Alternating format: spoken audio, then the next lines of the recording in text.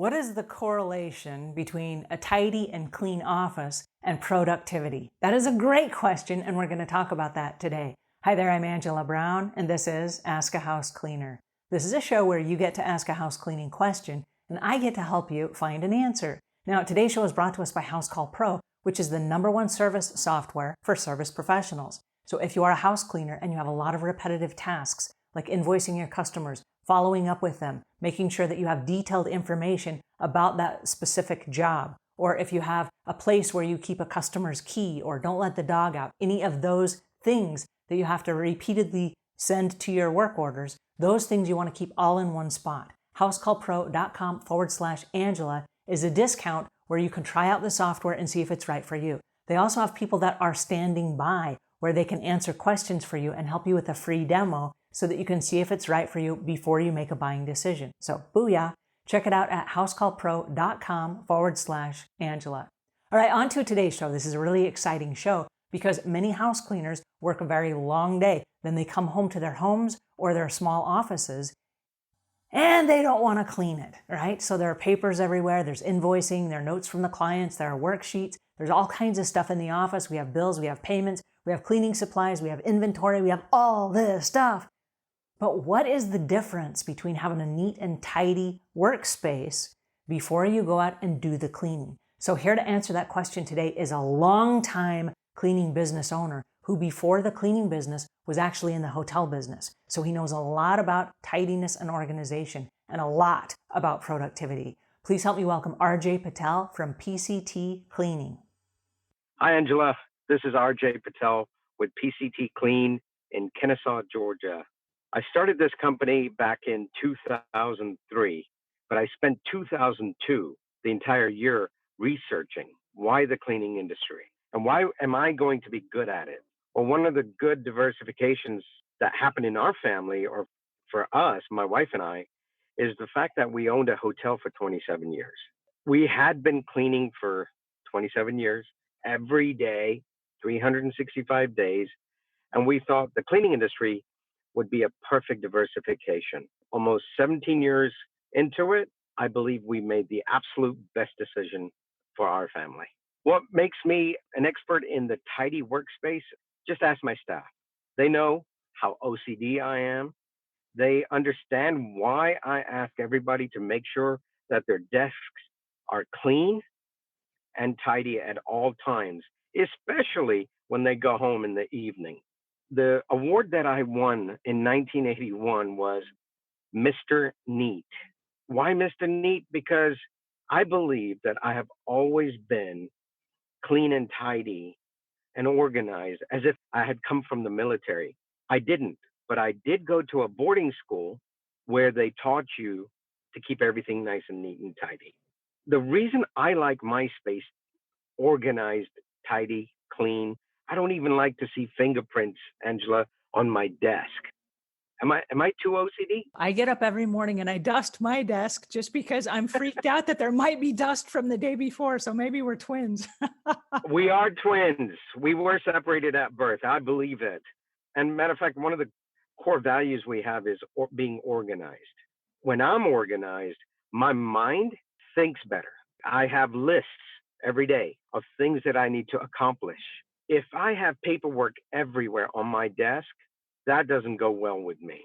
I have to organize piles. I have to clean with a microfiber towel the space. I have to organize everything. I have to make sure that my garbage can is empty before I get started. Would you say that there's a correlation between being organized, having everything in a space, and your productivity? There's no question, because you then know where everything is. When you organize your paperwork, when you organize your work, and you organize it based on what needs priority, what has deadlines, you are more productive. That's just natural. I know that for me, I have a series of stacks, and every stack, there's a checklist, and I go through the checklist, and then I remove a stack. I'm done. And it either goes off in the mail or it goes to the next person or it gets delegated or whatever. But I know for me that one of my superpowers is laser focus, but it only comes from having a very, very tidy workspace. That's the other thing. You have to be in an environment where you're not getting disturbed all the time or pulled in different directions. because then you can focus and finish your work. We've gone from paperwork to email work. So my email box is the same way. It has priority work. My calendar has priority work. My calendar is color coordinated. So whether it's my personal time, whether it's my PCT time, whether it's my other business or educational, whatever it is, it's color coordinated. So I know what I'm accomplishing on a daily basis. So does being organized help you delegate better to your employees? Most definitely. I only delegate those things based on their job description. What their responsibilities are, I shift it to them. I know, for example, lots of house cleaners clean all day. And so they come back to their small home office, and sometimes it's just a kitchen table with lots of pieces and things on it. What advice would you give to a busy, harried, worn out house cleaner that has carved out a small office space in their home? First, I commend you. Second, think about working on your business, not in it. But the way that you can also be organized and accomplish more and don't feel overwhelmed because you're already physically and mentally tired by the end of the day is before you leave in the morning, leave yourself 2 to 3 things maximum of what must happen today and then get it done because it has deadlines, because perhaps you need to pay a bill that's due soon. Don't feel like you have to do 10 things to feel accomplished. Do 3 things, but do them in a timely manner.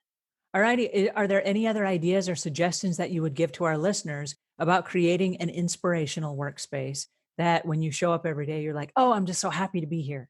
So when you get up in the morning, you make your bed, right? It's like accomplishing the simplest thing first thing in the morning. Because when you return, you want that bed to be calling you. In the same way, when you leave your workspace in the evening, make sure everything's tidy. Make sure your piles for tomorrow morning are ready.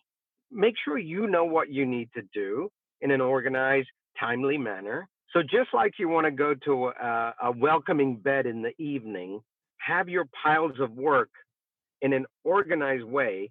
Have your calendar organized where you know what you're about to do that next day. Leave your chair in a certain position that makes it welcoming. I do. I don't push it under my desk. I leave it at an angle that says to me when I walk in my office, hey, welcome back. Well, this is so fascinating. Thank you so much. This was very helpful. Tell our listeners where they can find you and learn more about your business there in Georgia. We are located in Kennesaw, Georgia. We serve the Kennesaw, Ackworth, Dallas, Cartersville, and Powder Springs area. You can find us at pctclean.com, pctclean.com, or you can call us 770-42-CLEAN, 770-42-CLEAN. All righty. And that is RJ Patel. I'm going to leave links in the show notes so that you can learn more about him and also so that you can hire him to come clean up your workspace if you need a little bit of help. If you found this helpful, please pass it on to a friend. And if we've earned your subscription, please subscribe. And until we meet again, leave the world a cleaner place than when you found it.